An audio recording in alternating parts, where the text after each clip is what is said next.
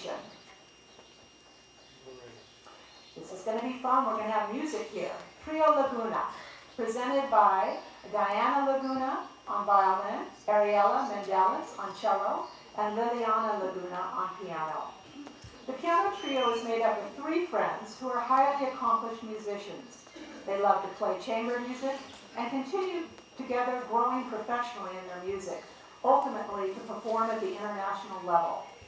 Their open circle program will include, among others, works by Bach and Piazzolla. Astor Piazzolla is their favorite composer, whose tangos inspired them to form this trio and at the same time pay homage to a great Latin American genius. The 3 are members of the Orchestra Sinfonica. Can you do this, Margaret? Juvenile de, oh, it's bad. Say it, please, for me. What is it? It is a Zapopan. I'm so sorry. It's embarrassing. So that's next week. That should be absolutely fabulous. Every time we have music here, it just brings a smile to everybody's faces in the audience and to the players. Today's meditation will be led by Maha. Yes.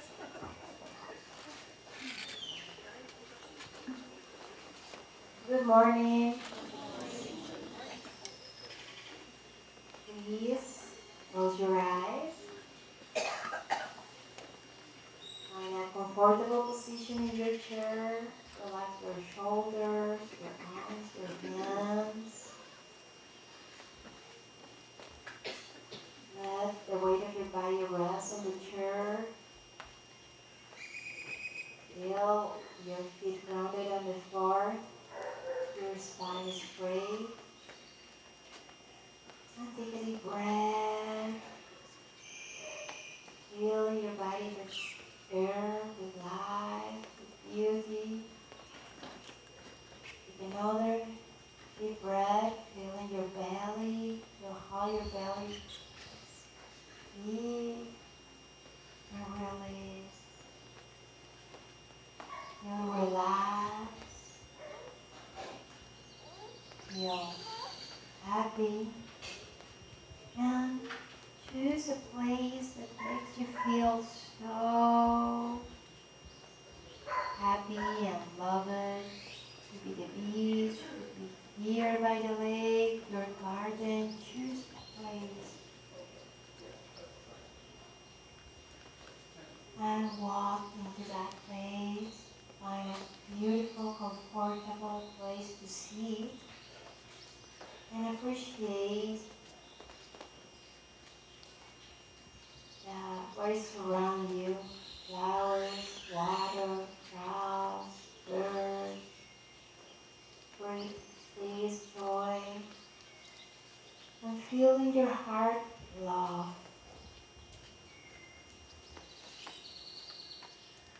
And bring that person that inspires you feeling love. Someone you love so much, from your family, your friends. And invite this person to walk to you. Invite this person to sit in front of you. And visualize or imagine if you are sitting together in front of each other. It's such a feeling of praise with a big smile. And tell this person, I love you. I honor you.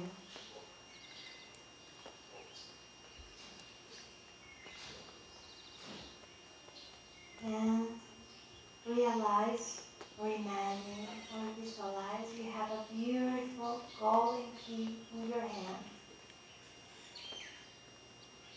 And give it to this person. You have the key of your heart.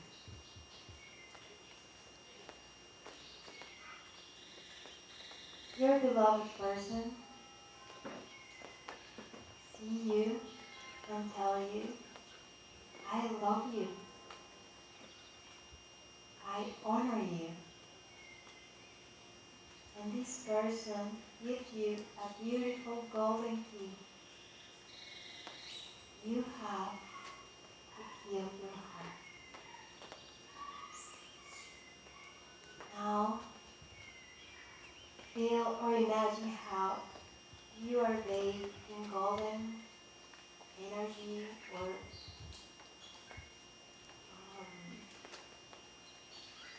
sparkle color. And this person in you become light, golden and bright light. Let become one with the sunshine.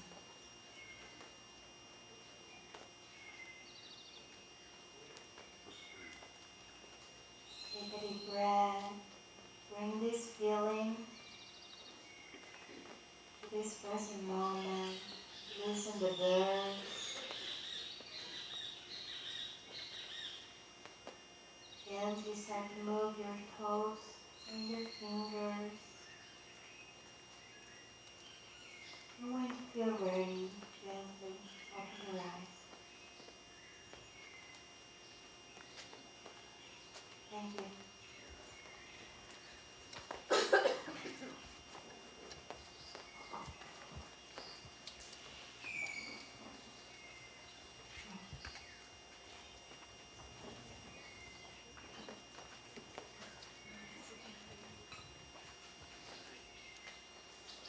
This week's presentation, Mark Twain, the Anti-Bigot, presented by Ed Tasca.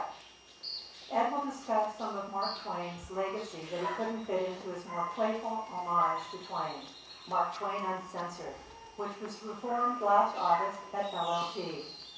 Today's more serious commentary explains the fierce and outspoken social critic Twain had become, about the social and ethnic injustices, the arrogance of power, and the bigotry aimed at the disadvantaged masses in the late 19th century. Although his incisive wit and fearless political satire made Twain's work beloved internationally, it was the lesser-known serious observations and insights underlying his work that made him immortal. Ed Tasca is a writer and occasional performer at Lakeside Little Theater and the Naked Stage. Of his introverted career as novelist, playwright, and humor columnist, he says, "I am most proud of the fact that I still sometimes get party invitations." Please welcome Ed Tasca.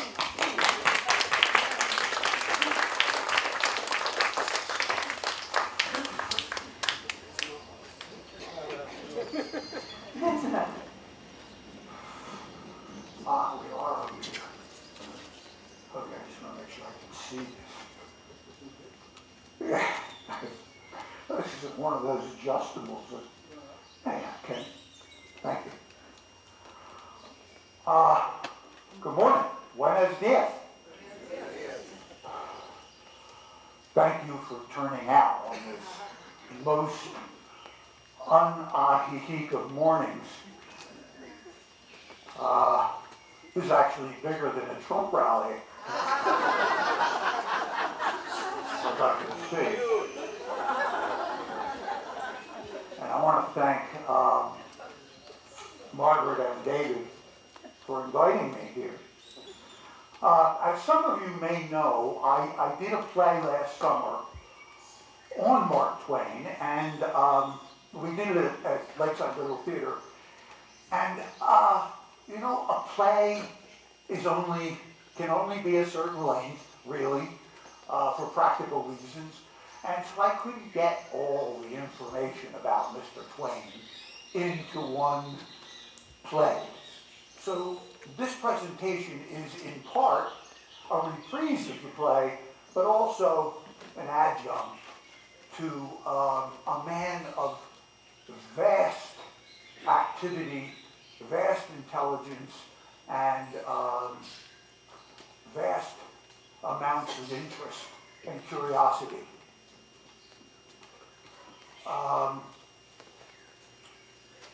Let me start out by saying that after having gone through the work of Mark Twain, I found something interesting. I found that in his work, there appeared to be a constant. It was everywhere. The constant was his incisive observations about where bigotry of all sorts exists in human nature. Now, this may not sound like anything special today, but no philosopher or saint or anthropologist to that time that I'm aware of had ever taken to identify or denounce man's many constructs based on bigotry. Bigotry I'll define simply as holding on to a negative belief about a group because of some difference, and then marginalizing, trivializing, or even demonizing each member of that group. Bigotry is probably evolution-based for any number of good reasons that might have been good reasons 500,000 years ago, but might have passed their due date in a more civilized and enlightened world. That means we're all still quite capable of some form of bigotry. Doesn't mean we're bad, just means we're holding on to primitive instincts that do more harm today than good, like do-it-yourself renovations.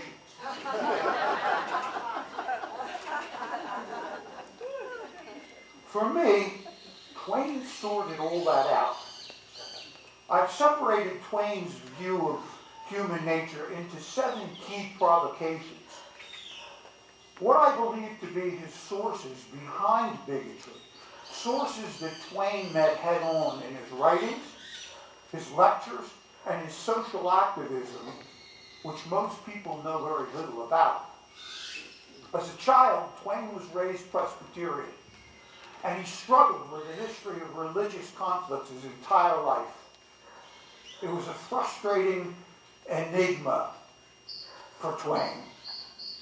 For humans to shed blood over who owned the intellectual property rights to God.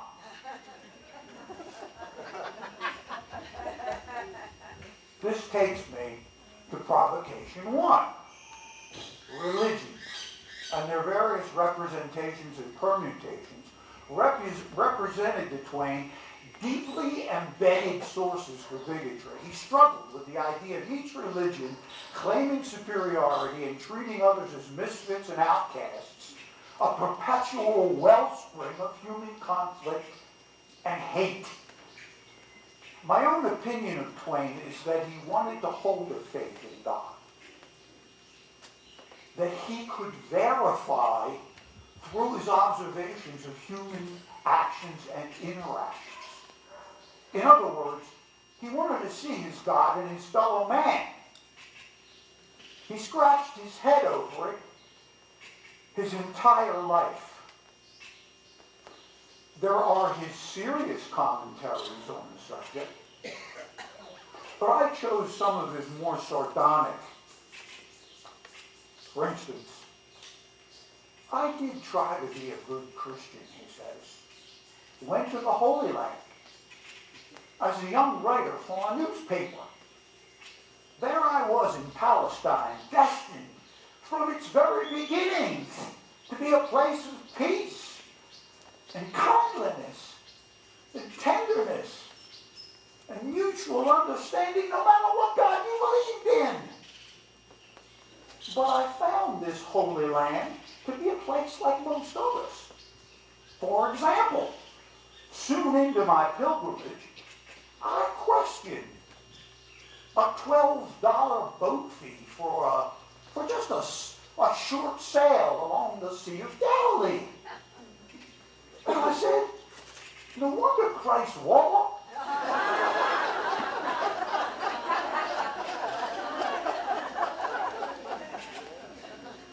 Bible story. He goes on. I like to reference them because everyone knows them. The Old Testament, the New Testament. The 2 Testaments are interesting. The old one tells of a sly rascal of a deity, colorful and erratic almost human. And then the New Testament ruins everything by converting him to Christianity.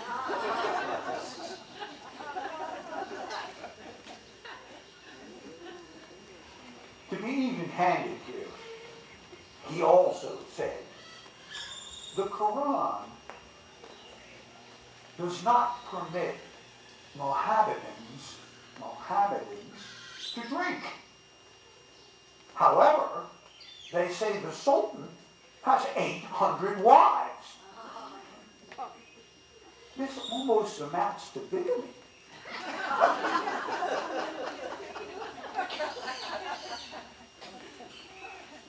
One thing is clear, he adds, man is a religious animal, and always will be. He is the only religious animal. He's the only animal that has the true religion. Several of them. Twain mocked because religious trivial differences and hypocrisy had caused so much pain and misery over the millennia. But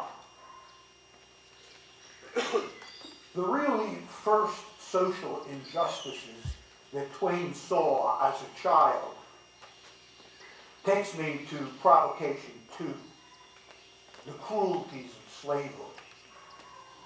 He had from an early age begun to understand racism in the United States in a way that few of his Anglo-American contemporaries did. He was born and raised in a southern state, Missouri, so it shaped his sentiments around racial injustices and the Civil War. He saw governments and politicians bow to ancient custom and the crude economics of slavery, and unwilling and unable to do anything about these. He had no hope that politicians, despite growing public outrage and their own unconvincing demagoguery, could defeat these evils. Sorry to say, he said, politicians and diapers must be changed often. And for the same reason.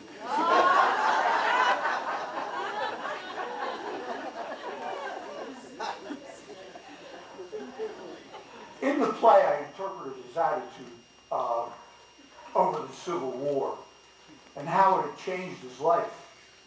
Here's some of that. He says, I was a soldier for 2 weeks. That was all I could take. I had to join. I was a second lieutenant in the pro-Southern Marion Rangers of Missouri. A ragtag lot of about a dozen armed men who couldn't hit the side of a barn from the inside.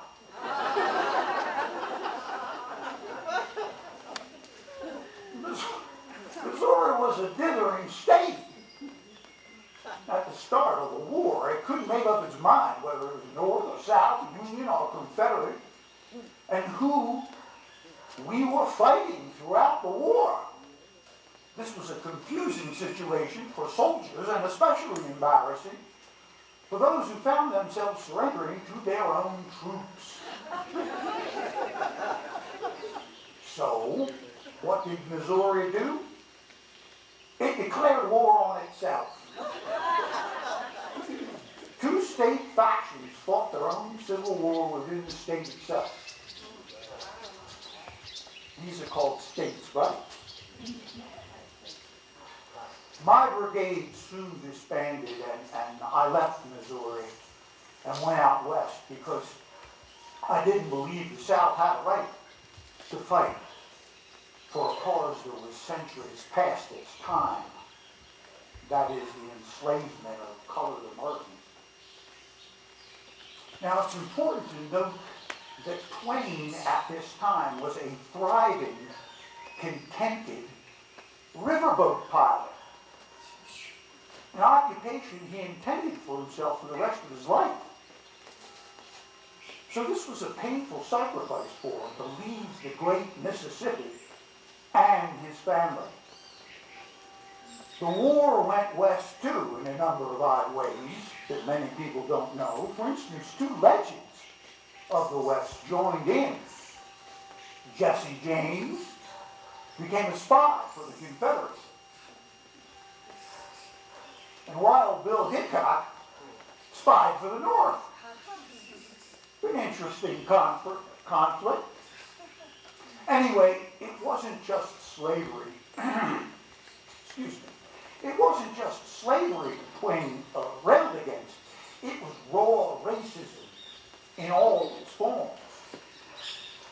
Once out west, he battled on. As a newspaper reporter in San Francisco around 1862, Twain did something few before him dared do. He wrote about the brutalities visited on the Chinese people there by the police. Excuse me. He wrote, "A disorderly Chinese person is rare, and a lazy one does not exist.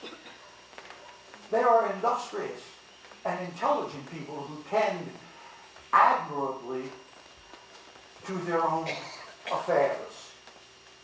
Only the scum of the population, they and their children, oppress and abuse the poor and the immigrants."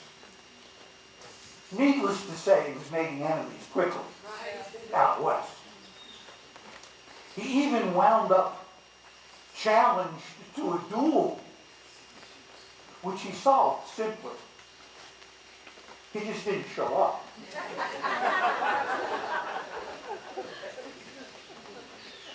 This takes me to, oddly, to provocation 3.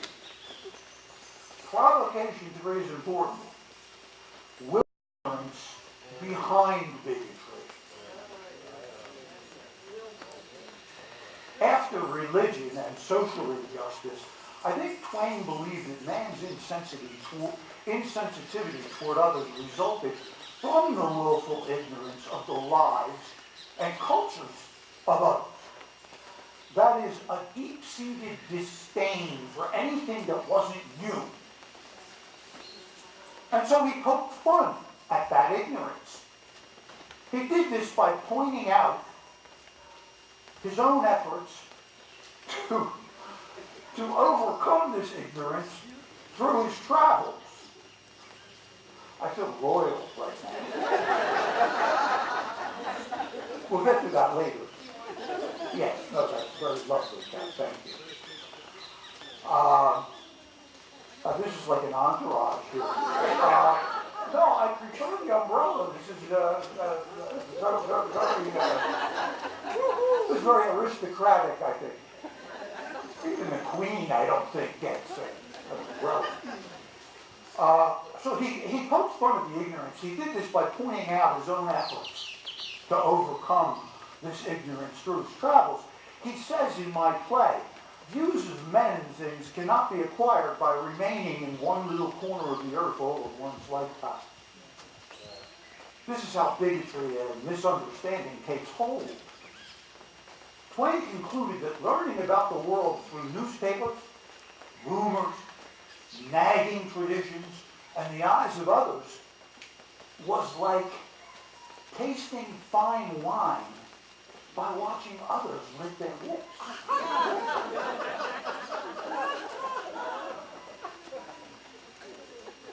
So he wrote about his travels in his signature comic way to prompt travel for all of his readers and his fans.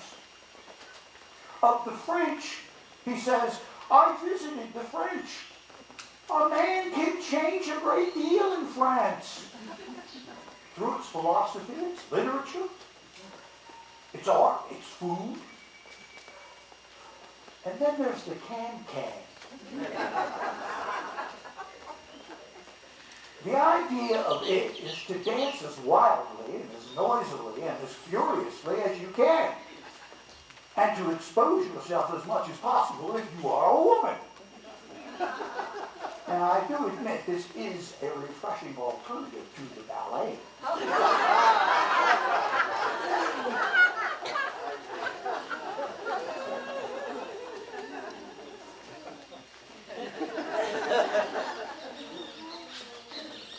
I made it to Germany, too. They have something there called the German language. It's not just impossible to utter. It's impossible to listen to. I had occasion to spend the night listening to a Wagner opera. The entire overture was magnificent, exquisite in every way. But then, of course, came the singing. And it does seem to me that the German opera could be absolutely perfect if they would just remove the vocal parts.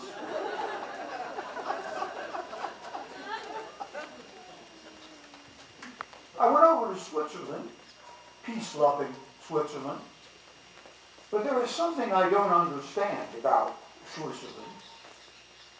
I have damaged my intellect trying to imagine why a man should want to invent a repeating cuckoo clock.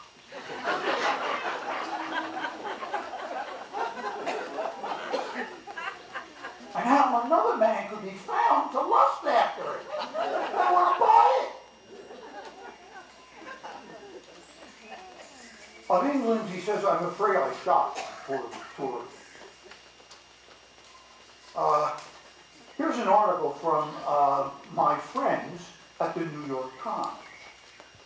They reported,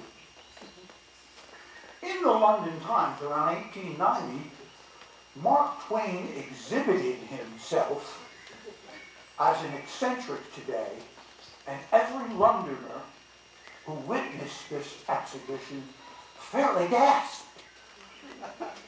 A little after 8 o'clock this morning, he appeared in the foyer of Brown's Hotel, garbed in a blue bathrobe and slippers, with 3 inches of bare legs showing. This was scandalous. 3 inches of bare legs showing, Twain gushed in response. I had excited all the London ladies. I've had daydreams ever since over what might have happened at 12 inches.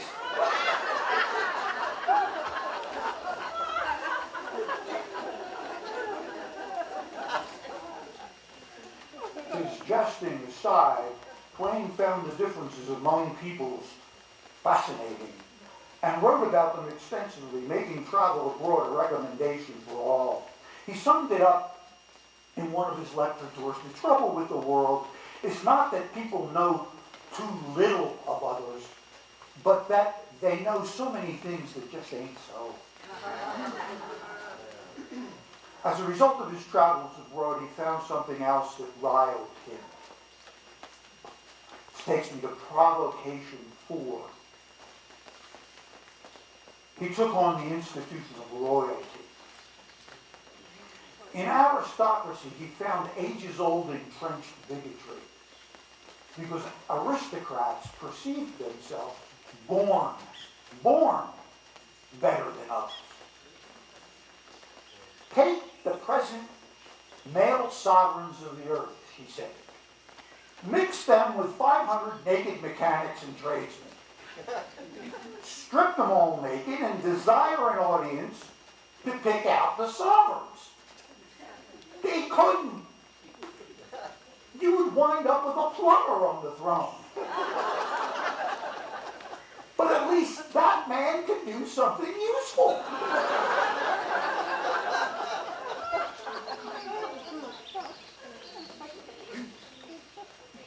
He goes on. Now, regrettably, while we in America are intensely democratic and much given to mocking aristocracies, privately, we envy them and the exalted life they live. Why, an American girl would rather marry a title than an angel.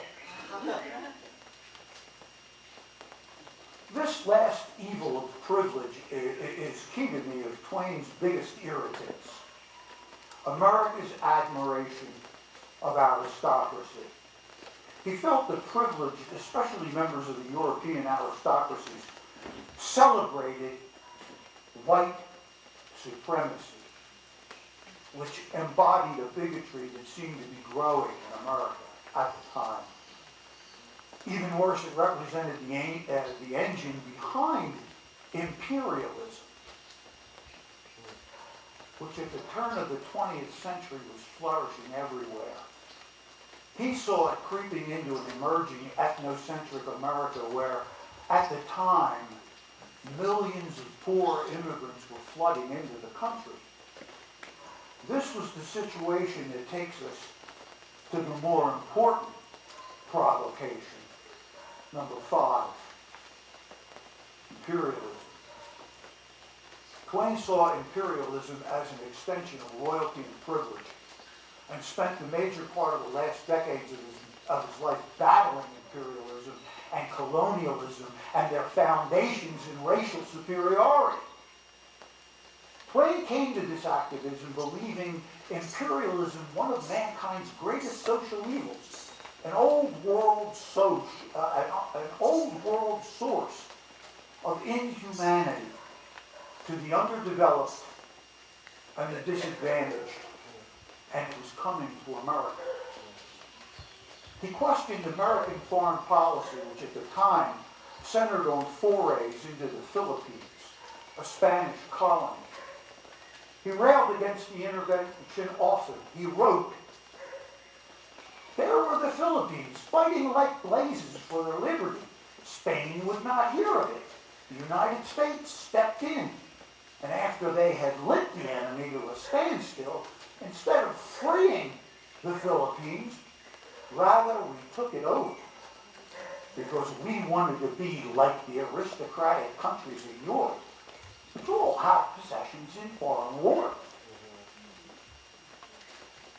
Twain faced the onset of European and American imperialism at the end of the 19th century with an acute understanding that white supremacy was behind it all, accompanied by a disdain for the humanity of people of darker skin, exotic cultures, and curious religions.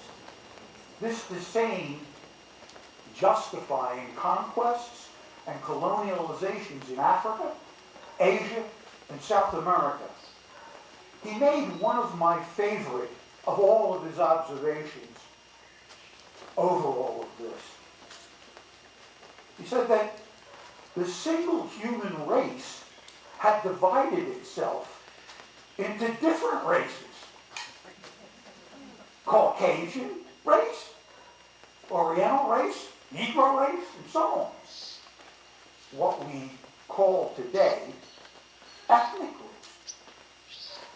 He went on to point out that these subdivided races could then be ranked in a hierarchy and subjugated based upon perceived intelligence, cultural and technological status, and, of course, skin color. Not surprisingly, he noted the imperialists had placed their own race, the so-called white race, at the top of the hierarchy. In the play, he says, many of us still believe in God's noblest and most merciful, many of us still believe man is God's noblest and most merciful creation. Yet when humans split off from the monkeys, you notice the monkeys never raised a single complaint.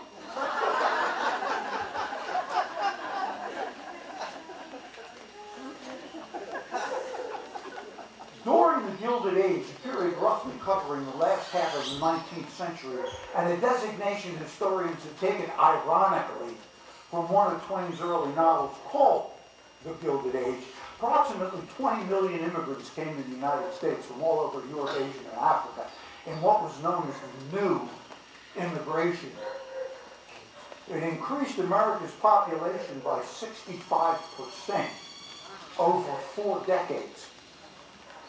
The greatest overseas movement of emigres in modern history.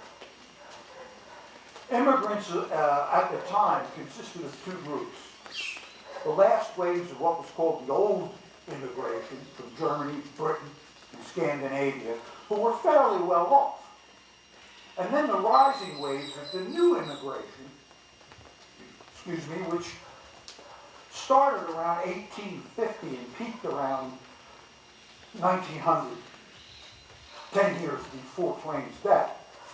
These so-called new immigrants came by the hundreds of thousands from Italy, Poland, Austria, Hungary, Russia, Greece, Ireland, and other points in southern and central Europe, as well as French Canada. All of this Twain would witness firsthand and watch with great interest. The older immigrants, Brits, Germans, and Scandinavians, by this time had formed highly stable communities and made up America's prosperous political and economic class. They blended into the general population, while others, with cultural and language differences, were branded as foreign. And their social and economic struggles were more problematic, and so they clung to their own enclaves. That's why you've never heard of a British or a German ghetto in America. The Irish were the biggest success story among the have-nots within the new immigration. They started arriving in large numbers in the 1850s in the wake of the Great Famine in Ireland. But within only a few decades, by 1890, the Irish communities had joined these older immigrant groups, Brits, Germans, and Scandinavians, as part of the upper echelon of local businessmen, professionals, and political leaders. This was an astounding transformation 40 years. The remainder of the new immigration, the foreigners, poor and disenfranchised, assimilated more slowly because most did not speak the language and were distinctly outsider in culture. Bear in mind now, at this time, America was the only industrialized nation that took any and all immigrants, even if they didn't have a penny in their pocket.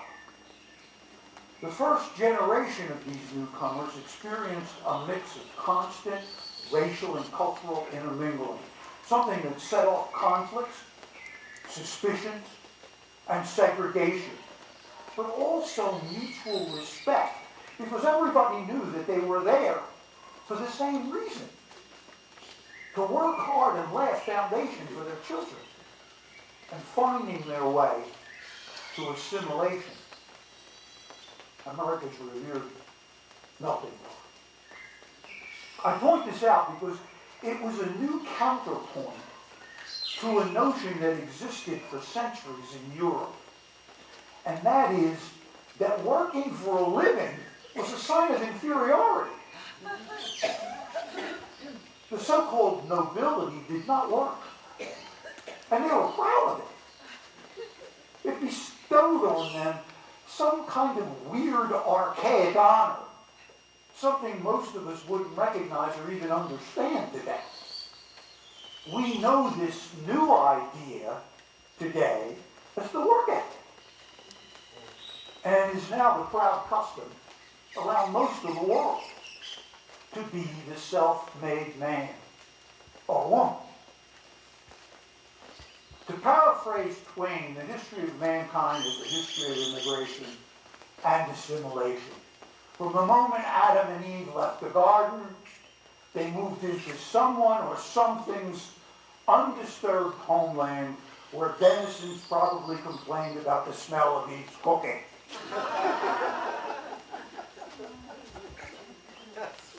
Despite the successes of these emigres to America and the new ethics of hard work, an embittered Twain saw America cultivating an oligarchy of the wealthy and privileged who saw themselves as better than others.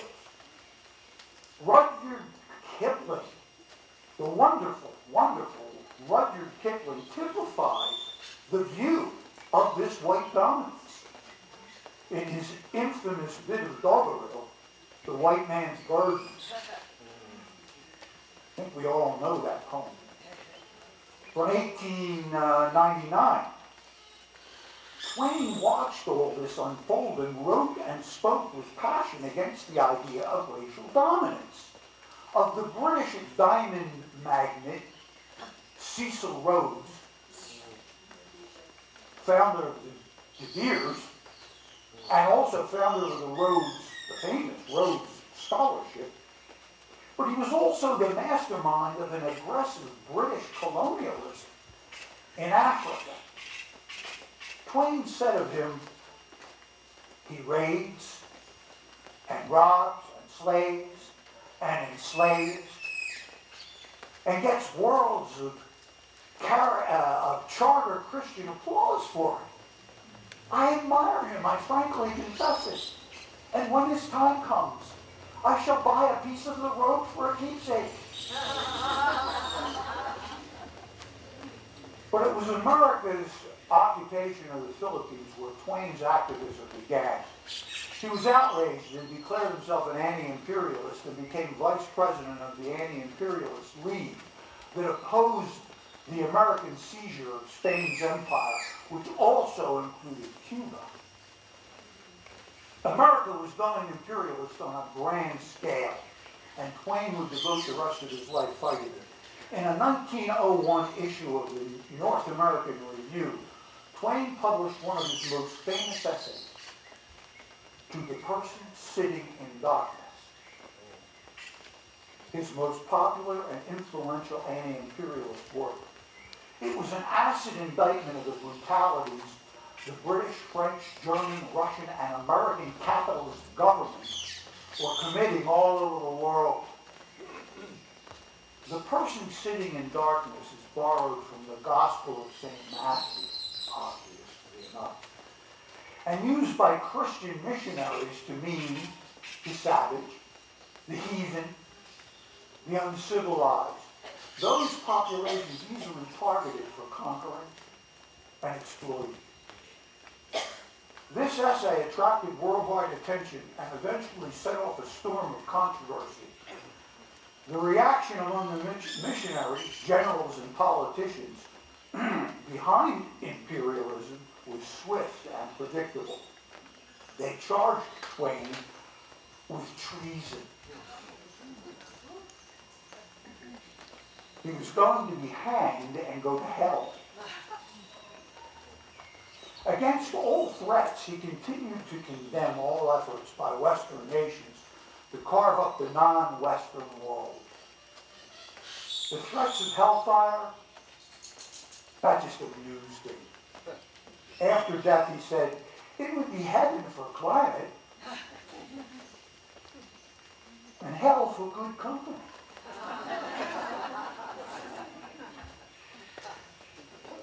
Twain went from a close and convivial friend to President Theodore Roosevelt to a bitter political enemy because of Roosevelt's manifest destiny sentiments. But Twain had brought the subject of imperialism to a national debate. And that takes me to provocation number 6, which is the source of this "we're better than you are" posturing. It sometimes thrives where there is jealousy and a latent low self-esteem. There were and still are many examples of this today, as we all know. But the best example at the time was anti-Semitism. The Jews were perennial victims worldwide of race hatred. Twain described an interesting event in an essay for Harper's Magazine in 1899. He says, he wrote, a few years ago, a Jew observed to me that there was no uncourteous reference to his people in my many books, and asked how that happened. I explain it this way. I can stand any society. All that I care to know is that a man is a regular human being. That's enough for me. Knowing our species as I do, it can't be any worse. The Jew is not a disturber of the peace, he continues, of any country. He's not a loafer. He's not a sot. He's not noisy. He's not a brawler nor a rioter. He's not quarrelsome. In the statistics of crime, his presence is conspicuously rare. In all countries, with murder and other crimes of violence, he has but little to do. He is a stranger to the hangman.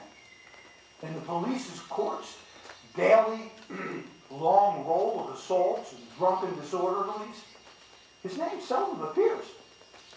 Summed up, these facts certify that he is quiet, peaceful, industrious, unaddicted to high crimes and brutal dispositions, that his family life is commendable, and you can add that he is almost always a successful businessman. I don't know where else. All right, here we go. Twain goes on to contrast these facts with the features at the time of Christians looking after their fellow Christians in notable places around the globe. These Jewish successes should never have been deserved, according to radical Christian belief. Therein lay the grounds for resentment. In a seminal book on the subject, The Nature of Religious Bigotry by Twain and Woodney, we get this. The bigot transfers his own sense of low self-esteem and self-hatred to another racial, cultural, or religious group because of their success. The bigot will stereotype, lie about, and persecute that group in total defiance of the truth. This would be the case for Jews attempting to live in a dogmatic Christian world.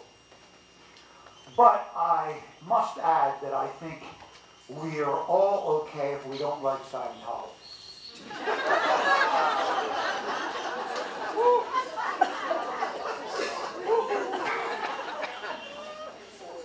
Thank you, Scientology, for not getting up and throwing something at it.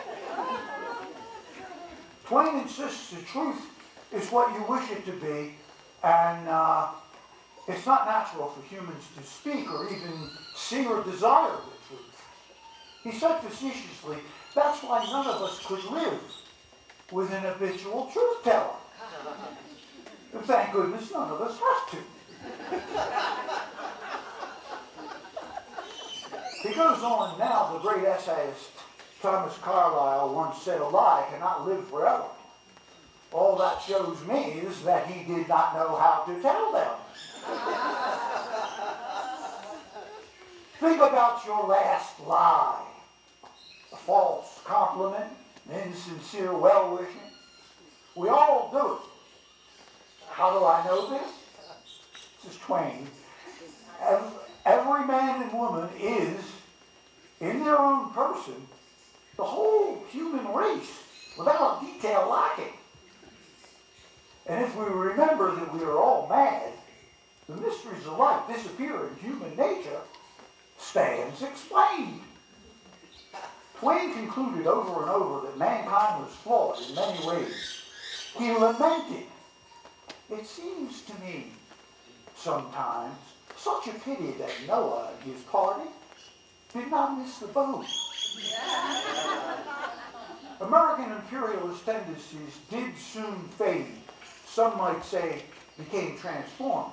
By the end of World War I, a war essentially fought among imperialist monarchies, America had changed its stripes, recalling how its own revolution had rejected monarchies and gave the world a new system of government. After World War I, America grew more liberal, egalitarian, and non-interventionist, a throwback to the humanist ideals of its founding fathers, and a renewed movement that even reached into the national character of a new Europe. I propose that Twain and his social criticism and activism was an important part of that turnaround. Finally, provocation 7, very, very important, don't go away. Gender. Yeah, let's talk about that. We can't forget the women. The subservience of women. Twain did not forget the women. He was one of the first internationally known personalities who fought openly for women's suffrage in the 1870s. He concluded that unless man and woman are equal in every way, civilization cannot exist. This at a time when the idea of women's suffrage was still something irrational and of little social relevance. From the 1860s to the early 20th century, women began to press into professional occupations as doctors and lawyers, but only nominally. In the beginning, they could get degrees, but not the licenses to use them. A loss of 50% of its talent. Voting was seen as symbolic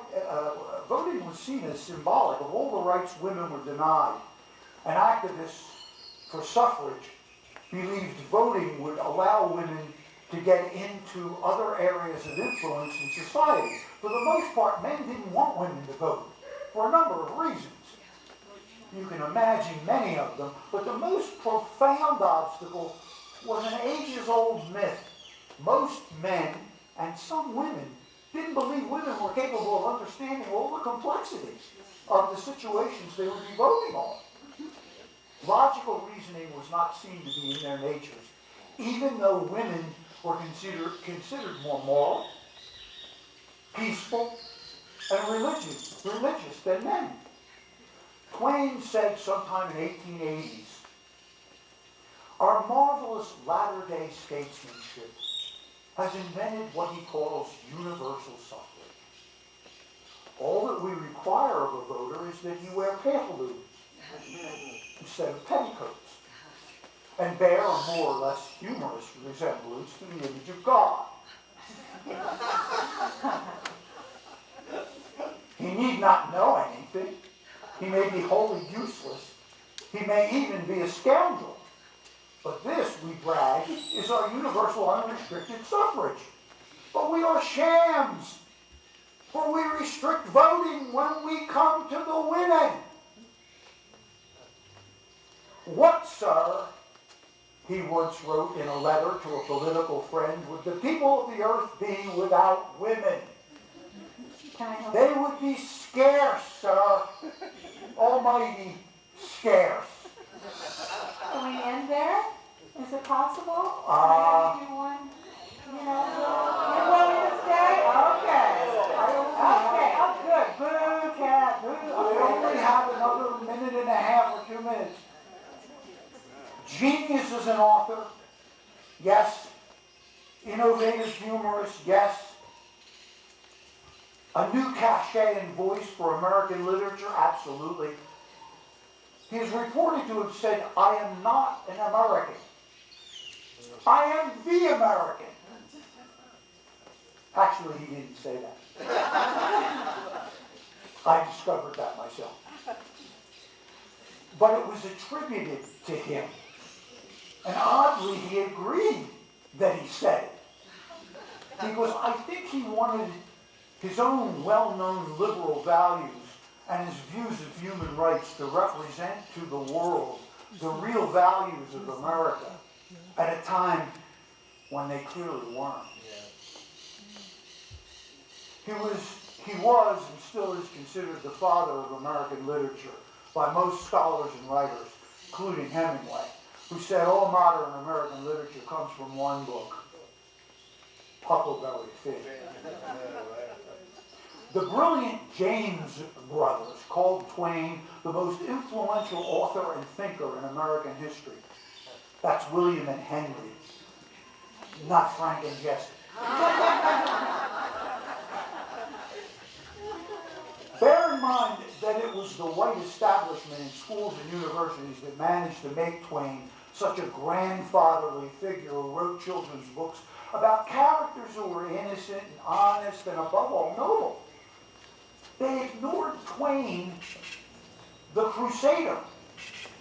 Let me end now with a recent theory of mine about Cortez. of all things. Hernan Cortez. Possibly it was his racism, religious intolerance, imperialism, and all their natural offspring of biases that are the reasons Mexicans to this day continue to dismiss Cortez and his successors as fathers of their nation. Even though Spanish culture has become the dominant one here and in Hispanic countries. I wrote of Cortez recently, actually pleading his case in the Guadalajara Reporter, because this year is the 500th anniversary of the discovery of Mexico. By the Spanish. But you'd never know it. No celebrations, no monuments, no mementos of any kind. Cortez is just a historical footnote here. Maybe our Mexican friends are philosophical descendants of Twain's anti-imperialism and are still making a historical rebuttal of the so-called supremacy of one enlightened nation, bringing forth light into the darkness of another's. By their rejection of the Spanish conquest and its so-called superiority, here is something Twain would have saluted. Thank you.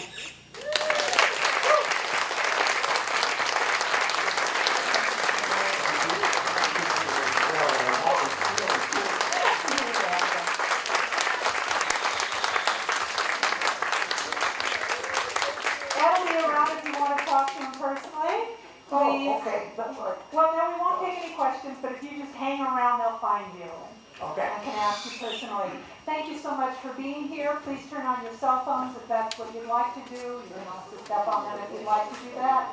We look forward to seeing you next week. Please pick up your coffee cups and staff the chairs. We appreciate when you bring your coffee cups. Thanks for not bringing your dogs. And we'll see you next week for music.